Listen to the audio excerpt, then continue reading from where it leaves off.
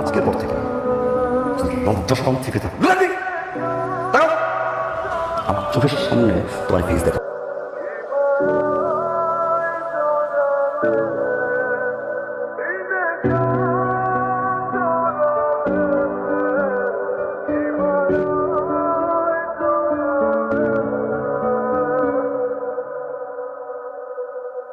Love